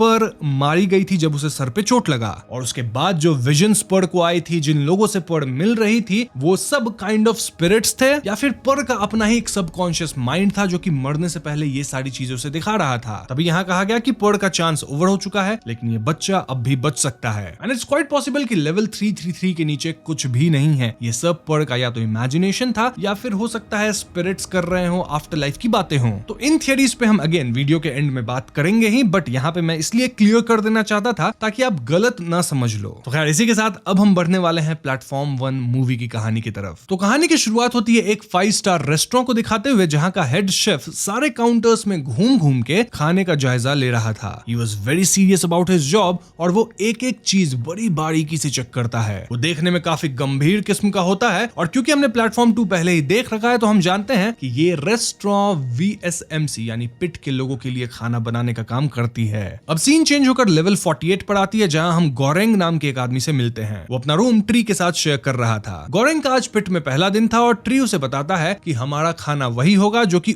ऊपर वाले लेवल्स ने छोड़ दिया होगा। अब अगर आपको याद हो तो प्लेटफॉर्म 2 के अंदर जिसका जो खाना होता था उसे मिलता था, यानी लोग दूसरे के खाने को नहीं छेड़ते थे। लेकिन अब यहाँ कहा जा रहा है कि वही खाना मिलेगा जो कि बचेगा, जिसको ऊपर वाले नहीं खाए होंगे। एंड दिस इंडिकेट्स कि फूड डिस्ट्रीब्यूशन सिस्टम जो था प्लेटफॉर्म 2 मूवी के अंदर, अब वो पूरी तरह से कोलैप्स हो चुका है, और लोग अब अपनी मन मर्जी से खाते हैं, जितना मन हो जो मन हो। मतलब अब लोग ये तक नहीं सोचते कि नीचे लेवल्स वाले लोगों को क्या मिलेगा और क्या नहीं। खाना खाओ, बर्बाद करो, जो मन है करो। अब गोरेंग यहाँ से पूछता है कि ये सब कैसे काम करता है, तो ट्री उसे बताता है कि ये डिपेंड करता है कि आप कौन से लेवल पे हैं। मतलब जितनी आपकी लेवल हायर होगी उतने आप लकी होंगे। ऊपरी लेवल पे आपको अच्छे खाने का एक्सेस मिल सकता है, लेकिन नीचे जाते जाते आपकी किस्मत बुरी होती चली जाती है, और शायद आपको खाना ना मिले। अब गोरेंग नीचे वालों से बात करने जाता है, तो वो कहता है कि अपने से नीचे वालों से बात मत करो, और ऊपर वाले तुमसे बात नहीं करेंगे, जस्ट लाइक पर ने उसे गाइड किया था। और हमें पता चलता है कि 1 महीने बाद लेवल चेंज होते हैं। अब जब खाना इनके प्लेटफॉर्म पे आता है, तो हम देखते हैं कि किस तरह से ब्रूटली खाने को बर्बाद किया गया था और एकदम तहस नहस करके रखा गया था। किसी ने अपना खाया हुआ जूठा छोड़ा था, तो किसी ने प्लेट्स तोड़ के रख दिया था। बेसिकली प्लेटफॉर्म की हालत बहुत बुरी थी। गोरेंग ये देख के हैरान हो जाता है, मगर ट्री कुछ नहीं सोचता, वो उसी टेबल पर से खाना स्टार्ट करता है। ऑफ कोर्स गोरेंग का यहाँ पहला दिन था, तो ये सब देख के उसकी भूख ही मर जाती है, और वो खाने से इनकार कर देता है। लेकिन वो अपने साथ एक फ्रूट रखता है, सेइंग कि मैं बाद में खा लूंगा, क्योंकि उसे अब भी रूल पता नहीं था कि आप खाना नहीं रख सकते। ना हम देखते हैं कि ट्री खाना खाने के बाद टेबल पे थूक भी फेंक देता है, जिससे गोरेंग डिसगस्टेड फील करता है और कहता है कि क्या पता ऊपर के लेवल वालों ने भी ऐसा ही किया हो। इसके जवाब में ट्री कहता है कि ऑब्वियसली उन्होंने ऐसा किया होगा, मुझे फर्क नहीं पड़ता, जीने के लिए खाना खाना पड़ेगा। तभी इनके लेवल का टेम्परेचर बढ़ने लगता है, और इस पॉइंट पे ट्री उसे रूल समझाता है कि तुम एप्पल को फेंक दो, सब ठीक हो जाएगा। अब यहाँ हम उसको गोरेंग के पिट में आने के पहले का इंटरव्यू दिखाया जाता है, जहाँ उसे बताया जाता है कि तुम पिट में आने के बाद उस अवधि तक वापस नहीं निकल सकते जितना का तुमने एग्रीमेंट साइन किया है। मतलब एग्रीमेंट में अगर लिखा है कि 1 साल तुम पिट में रहोगे, तो 1 साल तुम्हें रहना ही होगा। यहाँ हम देख पाते हैं कि गोरेंग अपने साथ पिट में एक बुक लेके आया था। अब पिट में बैठे हुए गोरेंग बोर हो रहा था, तो वो ट्री से पूछता है कि मैं अपने पिट में आने का कारण बताऊंगा और तुम अपना कारण बताओ। ट्री ये सोच के हैरान हो जाता है कि गोरेंग अपनी मर्जी से पिट में आया है, जबकि बाकी सारे लोग तो अपने गिल्ट या किसी टेरिबल हादसे से पीछा छुड़ाने आए थे। गोरेंग बताता है कि उसको स्मोकिंग क्विट करना था, और उसे एक बुक भी पढ़ना था नेम डॉन कीहोटी, इसलिए वो पिट में समय बिताने आया था, basically as a rehab centre. और तो और उसका टाइम पूरा होने के बाद उसे एक डिग्री या सर्टिफिकेट भी मिलने वाला था। ये सब सुन के ट्री सोच में पड़ जाता है कि उसे कोई डिग्री क्यों नहीं मिल रही है। खैर, तो आगे हम देखते हैं कि डेली प्लेटफॉर्म नीचे आता था। ट्री तो आराम से खाना खाता, पर गोरेंग नहीं खा पा रहा था। यहाँ हम ट्री की भी स्टोरी जान पाते हैं कि एक रोज उसने अपने टेलीविजन में एक नाइफ शार्पनर का एड देखा, जो कि बहुत ज्यादा इंप्रेसिव लग रहा था। वो उस एड से इंप्रेस हो गया, हालांकि उसको जरूरत तो नहीं थी, पर वो ऑब्सेस्ड हो गया और सोचने लगा कि मेरी जिंदगी शायद इसलिए खराब है क्योंकि मैं वो नाइफ शार्पनर यूज नहीं करता, इसलिए उसने उसको खरीद लिया। अब अगले ही एड में उसने देखा कि सेम कंपनी एक सेल्फ शार्पनिंग नाइफ बेच रही थी, जो इतनी तेज थी कि उसको शार्प करने की कोई जरूरत ही नहीं थी। इससे ट्री इतना ज्यादा फ्रस्ट्रेट हो गया कि उसने अपना टेलीविजन उठाकर अपनी खिड़की से बाहर फेंक दिया, लेकिन अनफॉर्चुनेटली वो एक रैंडम स्ट्रेंजर के सर पे जाके हिट हुआ, जिससे उसकी मौत हो गई। और उसी की सजा में ट्री को इस पिट में आने का ऑफर मिला, विच ही टुक। और दोस्तों, ये वही नाइफ है जो ट्री अपने साथ लाया था, जिसे हम प्लेटफॉर्म 2 में पर को यूज करते हुए देखे थे। अब गोरेंग उससे पूछता है कि पिट में कितने लेवल्स है, जिसके जवाब में वो कहता है कि शायद 132, क्योंकि मैं वहां रह के आया हूं, और एक बार शायद उससे भी नीचे, और उस लेवल तक तो कोई खाना पहुंचता ही नहीं है। इससे गोरेंग परेशान हो जाता है, कहता है कि हमें अपने ऊपर वालों से बात करनी पड़ेगी ताकि सब लोग अपना ही हिस्सा खाए, और इससे सारे लेवल्स पे खाना पहुंचेगा। ये सुन के ट्री उससे पूछता है कि क्या तुम एक कम्युनिस्ट हो, लेकिन गोरेंग जवाब देता है कि नहीं, मैं तो लॉजिकल बात कर रहा हूं। तो इसके बाद गोरेंग नीचे वालों से बात करने लगता है, लेकिन वो उल्टा उसे ही डरा रहे होते हैं। ऐसे में ट्री खाने के प्लेटफॉर्म पे यूरिनेट ही कर देता है ताकि उन्हें एक सबक सिखाया जा सके। बेसिकली हम समझ पाते हैं कि ट्री के हिसाब से जो लोग नीचे हैं वो नीचे ही हैं और उन्हें उसी हिसाब से ट्रीट किया जाए। ऐसा क्यों? क्योंकि अगले महीने अगर ये लोग भी नीचे जाते हैं तो इनके साथ भी ऐसा ही अत्याचार होगा। खैर, तो अगले दिन गौरेंग भी थोड़ा बहुत खाना खाता है और जब वो बुक पढ़ रहा होता है तभी एक आदमी ऊपर से नीचे गिरता है जिसपे गौरेंग बौखला जाता है। यहाँ हम प्लेटफॉर्म 2 के एक किरदार को देखते हैं जो ऊपर से झांक के देख रहा होता है और गौरेंग ट्री से पूछता है कि तुम कौन से लेवल से होके आए हो। इस पे रिप्लाइज कि ही वाज एट 72, 26, 38 और ऐसे ही कई लेवल्स पे इंक्लूडिंग 132। जब गौरेंग पूछता है कि तुम किसके साथ उन लेवल्स पे थे तो वो कुछ कहता नहीं, लेकिन गौरेंग अज्यूम कर लेता है कि ट्री ने अपने हर सेलमेट को मार दिया होगा और ऑब्वियसली उनका ही मीट पका कर खाया होगा जिससे वो नीचे वाले लेवल पे भी सरवाइव कर पाया। और देखा जाए तो ट्री के पास एक शार्प नाइफ तो है ही। तभी प्लेटफॉर्म पे हम एक लड़की को बैठा हुआ आते देखते हैं जिसे हमने प्लेटफॉर्म 2 के लास्ट पार्ट में देखा था। गौरेंग उसे देखकर चिंतित हो जाता है लेकिन वो लड़की कुछ कहती नहीं, बस ऐसे ही चुपचाप बैठी रहती है। उसका नाम मिहारू होता है और ट्री बताता है कि मिहारू हर महीने नीचे आती है क्योंकि वो अपने बच्चे को ढूंढ रही है। ये सुन के गौरेंग एकदम कंसर्न हो जाता है क्योंकि ऑब्वियसली ये जगह किड्स के लिए तो सेफ बिल्कुल भी नहीं है। गौरेंग मिहारू से कहता है कि क्या तुम ठीक हो, जिस पे ट्री उसे टॉन्ट करते हुए कहता है कि क्या तुम उसे अपने साथ रखना चाहते हो, जिस पे वो जवाब देता है कि मैं बस उसके लिए कंसर्न्ड हूँ। जवाब में ट्री कहता है कि तुम बेकार की चिंता में अपना वक्त बर्बाद मत करो। ये लड़की कोई इनोसेंट बेचारी नहीं है बल्कि ये तो हर महीने अपने सेलमेट को मार देती है ताकि इसका बेटा मिलने पे वो अपने बेटे के साथ रह सके। ट्री ये भी एक्सप्लेन करता है कि 132 लेवल पे मैंने अपने सेलमेट को नहीं खाया था, उसके पिट का टाइम कंप्लीट हो गया था और इसीलिए वो बाहर निकल पाया। रही बात की सरवाइव कैसे किया, तो वेल वहां रहते वक्त एक डेड बॉडी उनके प्लेटफॉर्म पे आ गिरी थी और मजबूरी में उसे उसका मांस खाना पड़ा था। खैर, तभी जब प्लेटफॉर्म नीचे वाले फ्लोर पे जाती है तो वहां के लोग मिलकर मिहारू को जबरदस्ती पकड़ लेते हैं जिस पर वो चिल्लाने लगती है और गौरेंग भी उनसे कहता है कि मिहारू को छोड़ दो, लेकिन ट्री कहता है कि ये लोग कुछ दिन तक उसे रखेंगे, ऑब्वियसली फॉर गलत रीजंस, फिर उसे छोड़ देंगे। तभी मिहारू खुद ही उन दोनों को मार के टेबल पे उठ जाती है, इंडिकेटिंग कि वो बहुत स्ट्रांग है और उसे पिट में सर्वाइव करना आता है। अब अगले सीन में हम ट्री और गौरेंग को अपना समय बिताते हुए देखते हैं जहां दोनों की फ्रेंडशिप हो गई थी। अब गौरेंग भी टेबल पर से सब कुछ खाता और ट्री को अपने बुक्स पढ़ के सुनाता था। एज अ होल दोनों साथ में एडजस्ट करने की कोशिश कर रहे थे। वहीं आज एक महीना पूरा होने वाला था और अगले दिन ही पिट रीसेट होने वाला था। ट्री गौरेंग से कहता है कि तुम भगवान से प्रे करो कि कल हमारे यहाँ किसी अच्छे लेवल पे खुले जहां हम एटलीस्ट खाना खा सके। वो गौरेंग से कहता है कि तुम एक अच्छे इंसान हो लेकिन मुझे लगता है कि तुम पिट में ज्यादा दिन सर्वाइव नहीं कर पाओगे। वैसे नेक्स्ट मंथ ट्री का सेकंड लास्ट मंथ होगा जिसके बाद वो पिट से बाहर निकल जाएगा। अब अगली सुबह हम गौरेंग को पूरी तरह से बेड से बंधा हुआ पाते हैं जो कि ऑब्वियसली ट्री का काम था। वो लोग अब लेवल 171 पे थे जो कि काफी बुरा लेवल था और शायद इसीलिए ट्री ने गौरेंग को बांध के रखा था क्योंकि वो खाना ना मिलने पे गौरेंग को ही खाएगा। वो एक बड़ा डायलॉग मारता है विच गोज लाइक कि मैं जानता हूं कुछ समय बाद तुम भूख से पागल हो जाओगे तो इस पिट में रहना इट्स नॉट गुड। मैं तुम्हें अभी नहीं मारूंगा, इनफैक्ट मैं पहले फास्ट करूंगा जितना पॉसिबल हो सके। वो गौरेंग को उसके डिश की एग्जांपल देता है जो कि स्नेल से बनी एक डेलिकेसी थी। लाइक किस तरह ये डिश प्रिपेयर करने से पहले स्नेल्स को सॉल्ट में रखा जाता है जिससे उसके अंदर का सारा वाटर निकल जाए। तो वैसे ही गौरेंग को यहाँ बांध के रखा जाएगा जब तक उसके अंदर से जीने की इच्छा ना चली जाए और फिर ट्री से खाएगा क्योंकि ऑफ कोर्स उसका सिर्फ 2 महीना बचा है और उसे किसी भी तरह 2 महीने सर्वाइव करना है। अब इंटरेस्टिंग बात यह है कि ट्री भी वही डायलॉग यूज कर रहा होता है जो उसने पर के मुंह से सुना था। आई मीन वही सब डायलॉग जब पर दागिन बाबी को मार रही थी, वो वुंड्स वाला डायलॉग एंड ऑल। गौरेंग उसे कन्फ्रंट करता है कि वो स्ट्रेंजर जिसके सर पे तुम्हारा टीवी गिरा था वो एक्सीडेंटल डेथ हो सकता है लेकिन अभी जो तुम कर रहे हो वो कत्ल है। ट्री यहाँ काउंटर करते हुए कहता है कि नहीं, हमारे ऊपर जो लोग हैं ना वो हमारे मौत के लिए रिस्पॉन्सिबल है क्योंकि खाना यहाँ तक पहुंचता ही नहीं है। बेसिकली ट्री गौरेंग को बिस्तर पे ही बांध के रखता है। अब कई दिनों के बाद जब ट्री को खाना नहीं मिलता और गौरेंग भी लाश की तरह बेड पे पड़ा होता है तो वो उसके थाई मसल को काटने लगता है। वो एक पीस काट भी लेता है कि तभी पिट में प्लेटफॉर्म पे चढ़ के मिहारू आ जाती है और वो ट्री के ही नाइफ से उसका गला चीर देती है और गौरेंग को फ्री करती है। फिर वो ये नाइफ गौरेंग को पकड़ाते हैं जिससे गौरेंग भी रेंगता हुआ जाके ट्री को स्टैब कर देता है जिससे उसकी जान चली जाती है। नाउ गौरेंग बेड पे ही लेटा होता है और मिहारू पास में ही ट्री को काट के खा रही होती है और वो एक बाइट गौरेंग को भी देती है लेकिन गौरेंग तो भाई ये मांस खा नहीं सकता था इसलिए वो कुछ भी नहीं खा पाता। सिर्फ मिहारू उसे अपना चू किया हुआ मीट खाने देती है just like a mother bird जो अपने बच्चों को फीड करती है। अब अगले सीन में हम रेस्टोरेंट के हेड शेफ्स को सारे शेफ्स को डांटते हुए देखते हैं क्योंकि अपेरेंटली एक डिश के अंदर किसी की बाल रह गई थी जिससे उसके खाने की क्वालिटी खराब हो गई थी। वहीं ट्री की बॉडी लेवल पे पड़ी पड़ी सड़ रही थी और गौरेंग उसके बॉडी पे लगे कीड़ों को खा रहा था। ऐसा इसलिए क्योंकि ऑफ कोर्स इस लेवल तक तो खाना आता ही नहीं। यहाँ हम देखते हैं कि गौरेंग के अंदर ट्री को मारने का गिल्ट था इसलिए शायद उसे ट्री की विजन्स भी आ रही थी। इन विजन्स में ट्री कह रहा था कि तुमने मुझ पे कोई दया नहीं दिखाई और अब तुमने मांस भी खाया है तो मैं तुम्हारे अंदर ही रहूंगा। अब मैं और तुम एक बराबर हैं। यहाँ गोरेंग को सपने भी आते हैं जहाँ वो मिहारू के साथ इंटीमेट हो रहा था। अब अगली सुबह जब गोरेंग की आंख खुलती है तो वो लेवल 33 पे था। जी हाँ दोस्तों, इस लेवल पे उसके साथ इमोगुइरी नाम की एक लेडी थी और उसके साथ इमोगुइरी का डॉग रामसेस भी था। वैसे मैं यहाँ से इमोगुइरी को इमो कहूंगा। दोस्तों इमो को हमने प्लेटफॉर्म 2 में देखा है जो कि पर का इंटरव्यू ले रही थी and she was from the VSMC itself. गोरेंग का भी इंटरव्यू इमो ही ली थी, but the question here is कि वो इस पिट में क्या कर रही है। This also makes us think कि क्या VSMC वाले अपने स्टाफ्स को भी पिट में डाल देते हैं। अब गोरेंग इस लेडी को पहचान जाता है और तुरंत उसे पूछता है कि क्या तुम मुझे यहाँ से बाहर निकाल सकती हो। इसमें इमो कहती है कि तुम तो अपनी मर्जी से यहाँ आए थे ना, वैसे ही मैं भी अपनी मर्जी से यहाँ आई हूँ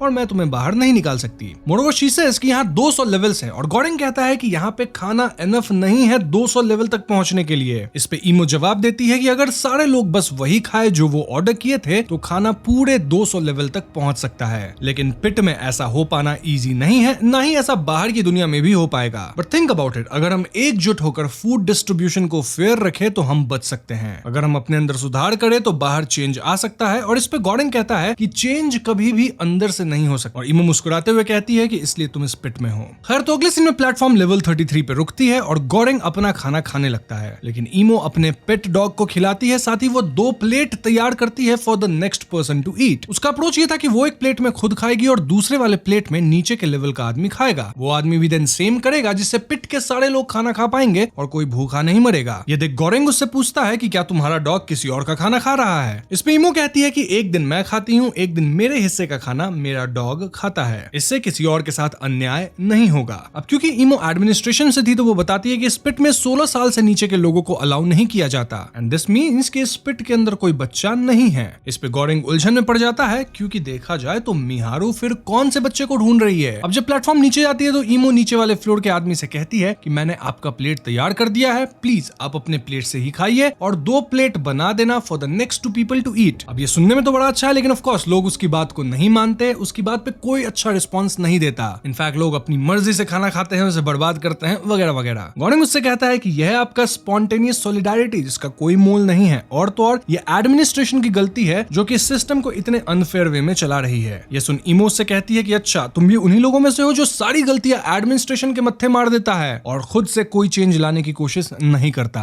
खैर तो अब हर दिन इमो ट्राई करती रहती है कि वो लोगों के माइंड्स को चेंज कर पाए ताकि वो दूसरों के बारे में सोचना शुरू करें, लेकिन ऐसा हो नहीं पाता। लोगों के माइंड्स को चेंज करना इतना ईजी नहीं था और एक दिन फाइनली गोरेंग गुस्सा हो जाता है और वो नीचे वाले लेवल के लोगों को थ्रेटन करता है। वो कहता है कि अगर तुम लोगों ने वो नहीं किया जो ये लेडी कह रही है तो फिर मैं तुम्हारे खाने को हर दिन खराब कर दूंगा जिससे तुम कुछ भी नहीं खा सकोगे। अब इस धमकी से दोनों डर जाते हैं और ये टेक्निक काम करने लगती है। यहाँ इमो ऊपर वालों को भी कन्विंस करना चाहती थी, लेकिन गोरेंग कहता है कि वो लोग हमारी बात नहीं सुनेंगे। क्यों? क्योंकि वो हमसे ऊपर है। They have power over us. हम बस अपने नीचे वाले लोगों को ओवर पावर कर सकते हैं क्योंकि हम उनका ही खाना सिर्फ बर्बाद कर पाएंगे। खैर तो अगले दिन प्लेटफॉर्म पे मिहारू आती है जो कि बहुत ज्यादा बीमार थी और गोरेंग उसे अपने बेड पे लिटा देता है, लेकिन तभी लेवल में फ्रीजिंग कोल्ड होने लगता है क्योंकि इनके ध्यान न देने पे इमो का डॉग एक मीट का पीस अपने मुंह में रख लिया था। एज वी नो यहाँ फूड आइटम अपने पास रख नहीं सकते। गोरेंग कैसे भी उस डॉग को पकड़ता है और मीट का टुकड़ा वापस प्लेटफॉर्म पे फेंकता है और इससे सब कुछ ठीक हो जाता है। अब रात को मिहारू उठ के रामसेस को ही खाने लगती है क्योंकि वो बहुत भूखी थी और ऐसे में उसकी लड़ाई इमो से हो जाती है।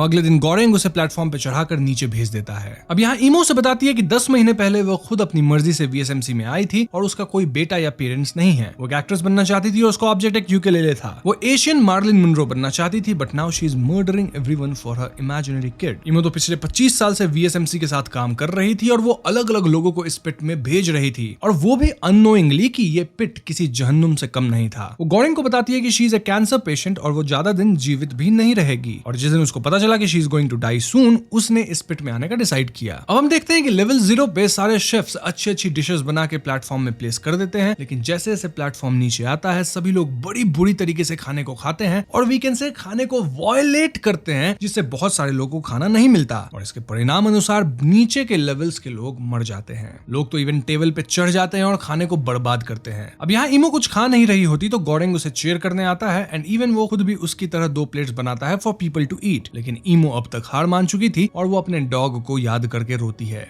आज उनका पिट रीसेट होने वाला था और इसका मतलब कल ये दोनों किसी नए लेवल पे होंगे। तो अगले दिन टू गोरेंग्स अटर डिसअपॉइंटमेंट ये लोग निकलते हैं लेवल 202 पे। Now this was shocking. सिर्फ सिर्फ इसलिए नहीं क्योंकि ये बहुत ही ज्यादा नीचे का लेवल है, बल्कि इसीलिए भी क्योंकि इनका मानना था कि लेवल तो सिर्फ 200 ही है। अब यहाँ गॉरिंग देखता है कि ईमो अब तक हार मान चुकी थी क्योंकि वो खुद को खत्म कर चुकी थी। यहाँ गॉरिंग के दिमाग में वापस डिलेमा चलता है और विजन में वो ट्री और ईमो को डिबेट करते हुए पाता है, विच वाज कि क्या अब वो अपनी ही फ्रेंड ईमो को खाएगा, क्योंकि ऑब्वियसली यहाँ तक तो कोई खाना नहीं पहुंचने वाला। ये देखा जाए तो ईमो भी पिट में कूदी नहीं थी बल्कि खुद को यहीं पे खत्म की थी, शायद ये सोच के कि जब वो मर जाएगी तो गॉरिंग उसे खाकर जिंदा रह सके। अब इन विजन से या इन बातों से गॉरिंग काइंड ऑफ पागल होने लगता है, लेकिन स्टिल गॉरिंग ईमो को नहीं खाता और वो भूखे ही अपना दिन काटने लगता है और तो और अपने ही बुक के पेजेस को फाड़ के खाने लगता है। उसे अभी भी होप था कि 1 महीने बाद तो पिट रीसेट हो जाएगा और उसको एक अच्छा लेवल मिल सकता है, तो हाँ उसे बस किसी तरह 1 महीने सरवाइव करना है। यहाँ गॉरिंग अपने थॉट्स से परेशान हो रहा था, उसे डरावने सपने आ रहे थे और उसका दिन किसी तरह कट रहा था। बट देन फाइनली जब टाइम हो जाता है और इस बार जब उसकी आंखें खुलती है तो वो अपने आप को लेवल 6 पे पाता है।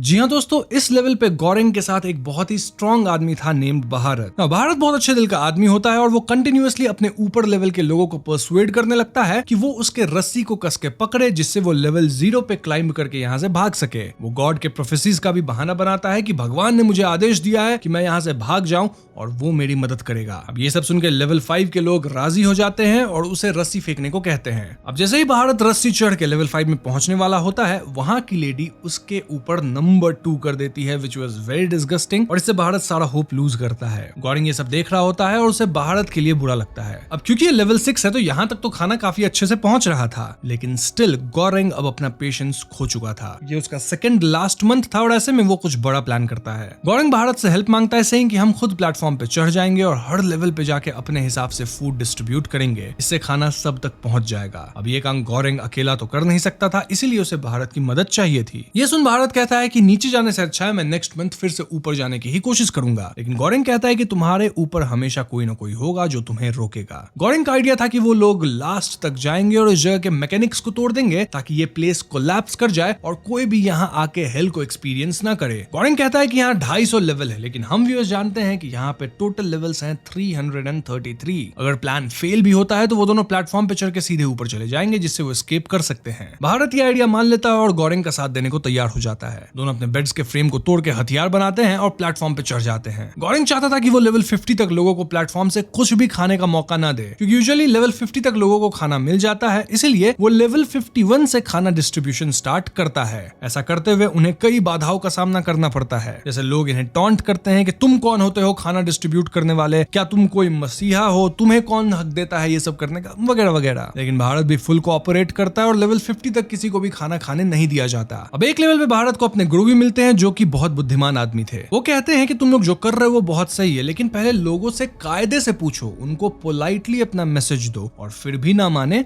तब बल का प्रयोग करो। ये वाइज मैन उनसे कहता है कि तुम दोनों एक मैसेज भेजो ऊपर कि तुम्हारा कॉन्शियसनेस अभी भी इंटैक्ट है और एक डिश को ऊपर भेजो ताकि वो लोग समझ पाए कि पिट के लोग फूड डिस्ट्रीब्यूशन करना जानते हैं and that will be your victory. ये डिश था पैना कोटा, यानी कि कीप द पैना कोटा सेफ, और प्लेटफॉर्म जब ऊपर जाए तो इसको अच्छे से रख देना। सो हम कह सकते हैं कि यहाँ पैना कोटा काइंड ऑफ एक मैसेज था। अब ये लोग वैसा ही करते हैं, डायरेक्टेड बाय वाइज मैन, और 50 लेवल तक लोगों को फास्टिंग कराते हैं और 51 से भी ये लोग प्लेट्स में जरूर खाना डाल के सबको खिलाते हैं ताकि कोई भी भूखा ना मरे। अब लेवल 96 में हम उसी मेंटली चैलेंज लड़के को देखते हैं जो एक ओल्ड मैन के साथ था। वो भारत से कहता है कि मैं अपने सेलमेट मार दूंगा और उसके पेट को चीर के वो सारा खाना खा जाऊंगा जो तुमने उसको खिलाया है। अब ये गॉरिंग और भारत दोनों के लिए शॉकिंग था और वो दोनों समझ पाते हैं कि नीचे के लेवल्स पे बहुत ज्यादा ब्रूटैलिटी होगी, वहां पे ऐसे भी खाना नहीं है तो लोग खाने के लिए कुछ भी करेंगे। अब वो देखते हैं कि उनके काउंटिंग से भी ज्यादा लेवल्स हैं इस पिट में और दोनों बौखला जाते हैं। नीचे के लेवल्स पे लगभग सारे लोग मरे पड़े थे और तो और एक लेवल पे वो लोग एक कैनिबल को भी देखते हैं जो मिहारू को कच्चा खा रहा था। गॉरिंग उसे रोकता है और दोनों में बहुत मारपीट होने लगती है। उस कैनिबल के सेलमेट के पास एक स्वॉर्ड था जिससे वो इन पे भारी पड़ रहा था, लेकिन कैसे भी करके गॉरिंग और भारत बचते हैं और गॉरिंग बिल्कुल टूट जाता है क्योंकि वो बहुत ही ज्यादा कमजोर हो गया था और चोटिल भी था। साथ ही यहाँ वो मिहारू को भी खो चुका था। ना जब प्लेटफॉर्म नीचे जाने लगता है तो भारत जबरदस्ती गॉरिंग को प्लेटफॉर्म पे चढ़ा देता है जिससे दोनों नीचे जाने लगते हैं। यहाँ की हालत तो और भी ज्यादा खराब थी। हम वहाँ आधे कटे हुए लाश देखते हैं और लोगों की हालत बिल्कुल बद से बदतर थी। कुछ लोग जल चुके थे, वही एक आदमी बहुत सारे सारे पैसे लेके बैठा हुआ था जो खाने के बदले पैसे भी देने को तैयार था। लेकिन काश पैसा सब कुछ खरीद सकता। मतलब हाँ, रियल वर्ल्ड में बहुत कुछ पैसा खरीद सकता है, लेकिन जब भी एक केओटिक सिचुएशन आता है जहां पे लोग खाने के लिए मरने लगे तो उस वक्त कोई पैसा को खा के नहीं रह सकता। उस वक्त ये सारा पैसा यूजलेस हो जाता है। अब इतना नीचे आते आते खाने का एक भी सामान नहीं बचा था, लेकिन उनके पास पैना कोटा था जो कि भारत के लिए बहुत इंपॉर्टेंट था, क्योंकि यही तो मैसेज था। अब फाइनली प्लेटफॉर्म लेवल 333 में आके रुक गया था, जहां हम बेड के नीचे एक छोटे से बच्चे को देखते हैं, वही जो कि पिरामिड में खेल रही थी, इंडिकेटिंग कि अब इस लड़की की बारी है। तभी प्लेटफॉर्म नीचे चली जाती है और गोरेंग भारत को कहता है कि पैना कोटा टेबल पे फेंको वरना हम जल जाएंगे। लेकिन सरप्राइजिंगली इस लेवल पे फूड स्टोर करके रखने के बावजूद कुछ असर नहीं हो रहा था। तभी बेड के नीचे से वो छोटी लड़की बाहर आती है और वो पैना कोटा की तरफ देखने लगती है, क्योंकि शायद उसे भूख लगी थी। भारत उसे पैना कोटा नहीं देना चाहता था, लेकिन he gives up at last. वो एक अच्छा काम करता है और भूखे बच्चे को खाना खिलाता है। अब गोरेंग अपने हैलुसिनेशंस या विजन्स में वापस ट्री को देखता है, जो उसे शाबाशी देता है कि लेवल 6 को छोड़ के वो लास्ट लेवल पे आया, which was a bold step,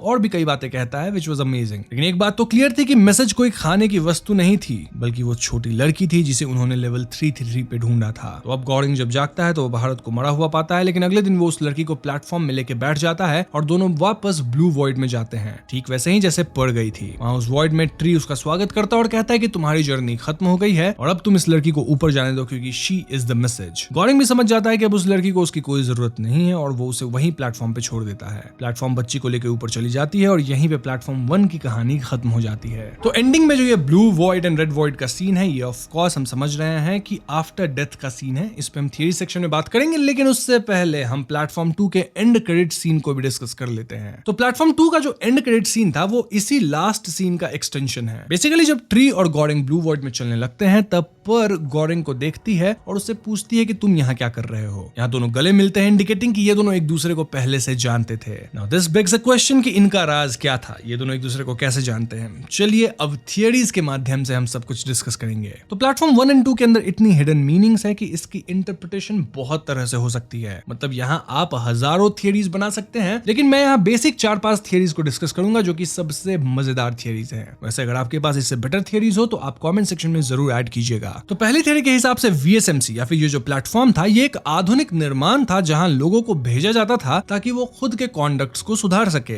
वो कैसी अपनी जिम्मेदारियों को समझते हैं और अपने पास्ट के गुनाहों का सजा काटते हैं, ये पिट वही रिप्रेजेंट करता था। जैसे कि यहाँ ऐसे लोग आते थे जिन्होंने जानबूझ के कोई गलती नहीं करी, लेकिन वो पास्ट में किसी की मौत का कारण जरूर रहे थे। ये पिट ऐसे ही लोगों को सुधारने का दायित्व लेता था, लेकिन अल्टीमेटली सारे लोग आपस में मार पीट करके को खत्म करके मर जाते थे, जिससे आज तक कोई भी पिट से जिंदा शायद नहीं निकल पाया था। अंत में गोरेंग भी नहीं निकल पाता और उस बच्ची को बचाते बचाते उसकी भी मौत हो जाती है। और वो ब्लू वॉइड जो है वो आफ्टर लाइफ को डिपिक्ट करता है, या फिर एक ऐसी जगह जहां पे मरने के बाद स्पिरिट्स आती है। तो हाँ, हम कह सकते हैं कि लेवल 333 के बाद एक्चुअली में कोई लेवल है ही नहीं। वहां कोई ब्लू या रेड वॉइड नहीं है, वो बस एक माइंड का सोच है, या फिर एक ऐसी जगह जहां स्पिरिट्स मिलते हैं, या फिर आफ्टर लाइफ। तो आप जो भी मानना चाहो मान सकते हो, बट या this is the first theory. Now second theory के हिसाब से VSMC एक सिनिस्टर ऑर्गेनाइजेशन है जहां लोगों को जानबूझ के डाला जाता है so that the administration can observe their behaviour. Basically ये कोई एक्सपेरिमेंट था जहां साइंटिस्ट लोगों के बिहेवियर को स्टडी करते थे कि कौन सा आदमी क्राइसिस की घड़ी में किस प्रकार से फाइट करता है। क्या वो खुद को मार लेता है या दूसरे को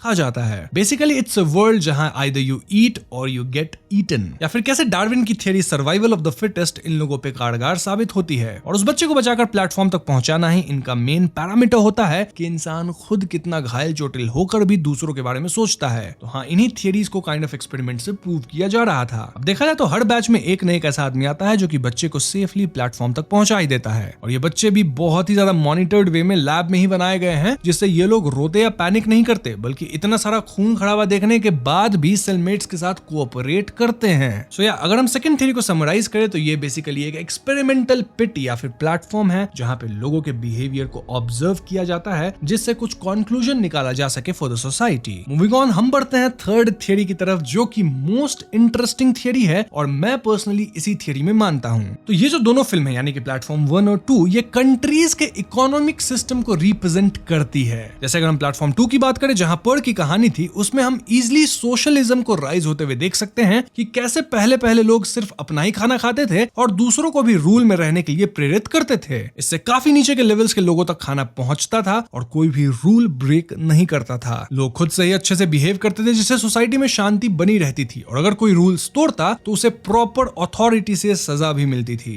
बट सोच के देखो, एक सोसाइटी में सारे लोग एक जैसे तो नहीं हो सकते, इसलिए कुछ लोग पर्सनल फ्रीडम के लिए लड़ने लगते हैं। सोशलिज्म के लॉज भी बहुत ज्यादा स्ट्रिक्ट थे and they were more important than lives of people, जिससे लोगों के बीच रिबेलियन शुरू हो जाता है और सारे लोग स्ट्रगल में मारे गए। मतलब वहां दो ग्रुप बन गया था ना, वहां जो लड़ाई हुई थी उसमें कई लोग मारे गए थे। दिस इंडिकेट्स कि सोशलिस्ट कंट्रीज में ब्यूरोक्रेसी एंड सोसाइटल रूल्स इतने अत्याचारी हो जाते हैं कि लोग वहां जी ही नहीं पाते और धीरे धीरे पूरा सिस्टम कोलैप्स कर जाता है। फॉर एग्जांपल 1991 में यूएसएसआर डिसइंटीग्रेट हो गया था। अब ज्यादा स्ट्रिक्ट कानून की वजह से लोग टेररिज्म का सहारा लेने लगते हैं to maintain law and order और इससे सोसाइटी या एक देश में टेररिस्ट ग्रुप्स का भी जन्म होता है और ये ग्रुप्स यूजुअली सरकार के खिलाफ बगावत करती है। फिल्म में देखो, दागिन बाबी खुद को न्याय का मूर्त मानता था लेकिन वो अत्याचारी था और लोगों पे हुक्म चलाता था। ये चीजें बिल्कुल भी सही नहीं थी, लेकिन दागिन बाबी के रूल में लोगों को खाना नीचे लेवल तक मिल रहा था। तो this might depict the rise of dictatorship, जो कि एक समाज के चलने के लिए अच्छा तरीका नहीं है क्योंकि इससे लोगों की इंडिविजुअल राइट्स छिन जाती है। लेकिन उसके अपने प्रोज भी हैं, मतलब लोगों को चीजें बराबर सी मिलती है, बट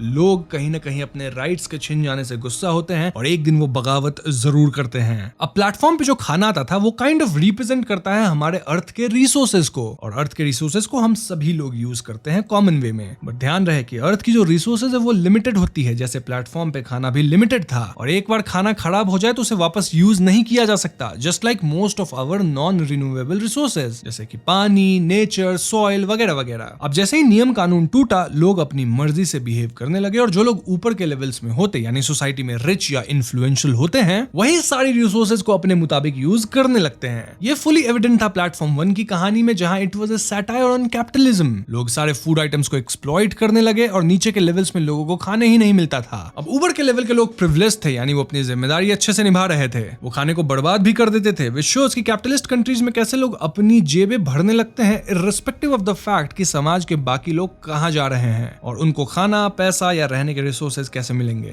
ये सिर्फ कैपिटलिस्ट कंट्री की नहीं बल्कि प्रेजेंट डे सोसाइटी का बड़ा सच है, जहां अमीर और अमीर हो रहा है और गरीब और भी गरीब होता चला जा रहा है। अब गॉरेंग की कहानी में आपने दागिन बाबी जैसे कैरेक्टर को नहीं देखा होगा क्योंकि इन ए कैपिटलिस्ट कंट्री मार्केट इंटरवेंशन इतना ज्यादा नहीं होता फ्रॉम द गवर्नमेंट साइड और जो रिसोर्सेज होती हैं वो मोस्टली इंडिविजुअल्स के हाथ में ही होती है। मेरे हिसाब से ये इंटरप्रिटेशन सबसे करेक्ट बैठता है क्योंकि कोई भी कंट्री प्योरली सोशलिज्म या कैपिटलिज्म फॉलो नहीं करती, क्योंकि दोनों ही काफी एक्सट्रीम है और कोई भी एक्सट्रीम चीज लॉन्ग रन में तो सर्वाइव नहीं कर पाती है। इसलिए कंट्रीज आजकल मिक्स्ड इकोनॉमी में चलती है जहां दोनों के ही फीचर्स मौजूद होते हैं। अब आप पूछ सकते हो कि बच्चों को ही ऊपर क्यों भेजा जा रहा था। वो इसलिए क्योंकि चिल्ड्रन आर आवर फ्यूचर और उनको अच्छी परवरिश और शिक्षा देकर हम अपने आने वाले कल को सुधार सकते हैं। That is why the children are the message. ये फिल्म एडमिनिस्ट्रेशन पे इतना टारगेट नहीं करती, रादर वो एक अकेले आदमी के बिहेवियर और कॉन्डक्ट पे फोकस करती है कि कैसे हम सारे चीजों का दोष गवर्नमेंट पे डालकर अपना पलड़ा झाड़ लेते हैं। लेकिन क्या समाज सिर्फ सरकार से बनती है? वो तो हम और आप लोगों से बनती है। इसलिए we should be the change we want to see in the society. गॉडिंग ऊपर दोनों ही ये मैसेज समझ गए थे, इसलिए उन्होंने खुद को सैक्रिफाइस करके बच्चों को ऊपर भेजा। अब इस थर्ड पॉइंट पे हम और भी बहुत बड़ा डिस्कशन कर सकते हैं। सोशलिज्म, कैपिटलिज्म, डेमोक्रेसी, डिक्टेटरशिप, बहुत सारी चीजें हैं जिस पे हम बात करने लगे तो वीडियो घंटों लंबी हो जाएगी। इसलिए इन टॉपिक्स को मैं ज्यादा नहीं छेड़ूंगा, कभी और इस पे अपन खुल के बात करेंगे और कभी नहीं भी बात कर सकते बिकॉज ये बहुत ही पॉलिटिकल टॉपिक हो जाता है। बट हमारा चैनल हॉरर है तो अपन हॉरर पे ही फोकस करते हैं। So let's move to the fourth theory now. तो चौथी थियरी के हिसाब से ये पिट किसी हेल को दिखाता है जहां लोग अपने किए हुए गलत कर्मों की सजा काट रहे थे। आपको आपके गुनाहों की सजा मिलेगी ही, चाहे आप खुद को कितना भी निर्दोष मानो। जैसे कि ट्री खुद को निर्दोष मानता था और कुछ लोग खुद को दोषी भी मानते थे, इसलिए वो खुद ही इस हेल में आए थे। जस्ट लाइक प्री एंजाम जिन्होंने अनजाने में दूसरे लोगों की जान ले ली और उसमें उनका दोष शायद नहीं था, स्टिल वो इस पिट में आए थे, इंडिकेटिंग कि वो अंदर से खुद के गिल्ट में इतने खो चुके थे कि their souls were condemned to hell. लेकिन ये वाली कॉन्सेप्ट थोड़ी वेग सी थी, स्टिल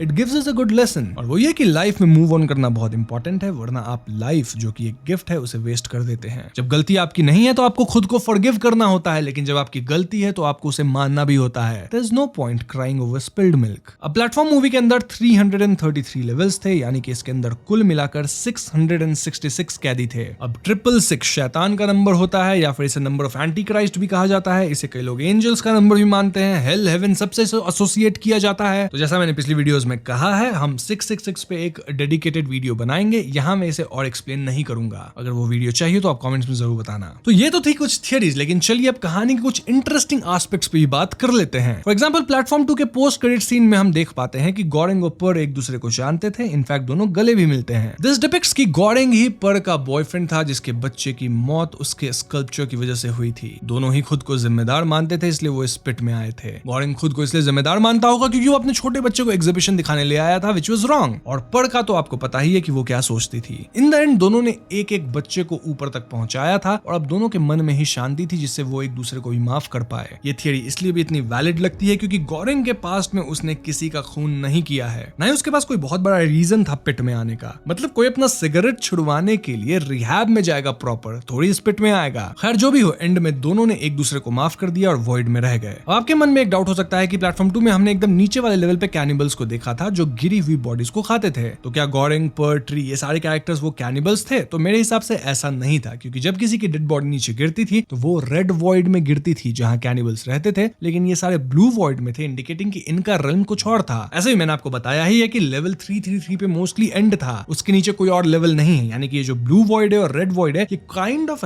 हेल और हेवन को रिप्रेजेंट कर रहा है, आफ्टर लाइफ को। ब्लू वॉइड में ऐसे लोग थे जो कि अच्छे लोग थे, इन द एंड उनके साथ भले ही बुरा हुआ लेकिन वो अच्छे लोग थे, बच्चे को बचाए थे या फिर एक बहुत ही सीरियस वे में अपनी लाइफ को जिए थे। वहीं रेड वॉइड में कैनिबल्स या ऐसे ही लोग थे जो कि अब भी वैसे ही बिहेव कर रहे हैं हेल के अंदर। तो उम्मीद है अब आप ब्लू वॉइड और रेड वॉइड को कॉन्सेप्ट समझ गए होंगे। ये मोस्टली इमेजिनरी रेल्म है या फिर हेल हेवन का रिप्रेजेंटेशन है, जो भी आप सोच लो, बट आई पर्सनली बिलीव कि लेवल 333 के नीचे कुछ भी नहीं है। Now the next question is कि VSMC कौन सा एडमिनिस्ट्रेशन था और इसकी स्थापना किसने करी? वेल, इसके बारे में हमें कुछ भी बताया नहीं गया है। इनफैक्ट अगर आप देखें तो प्लेटफॉर्म 1 और 2 दोनों की कहानी इंडिविजुअल्स को ध्यान में रखते हुए बनाई गई है, ना कि एडमिनिस्ट्रेशन को। तो शायद इसके बारे में ज्यादा इन्फॉर्मेशन नहीं है, बट आई होप कि इसकी थर्ड मूवी भी आए जहां हम इस एडमिनिस्ट्रेशन के बारे में भी जान पाए। अब एक सीन में हम हेड शेफ को जूनियर शेफ्स पे गुस्सा होते हुए देखते हैं just for a small mistake. ये बस इसलिए दिखाया गया है टू रिप्रेजेंट कि nature has given us the best of all resources. इसको हमें यूज करना चाहिए लेकिन हम एक्सप्लॉइट करने लग रहे हैं। तो हाँ, इन रिसोर्सेज को रिप्रेजेंट करने के लिए ही अंदर एकदम बेस्ट से बेस्ट खाना ही पहुंचता था,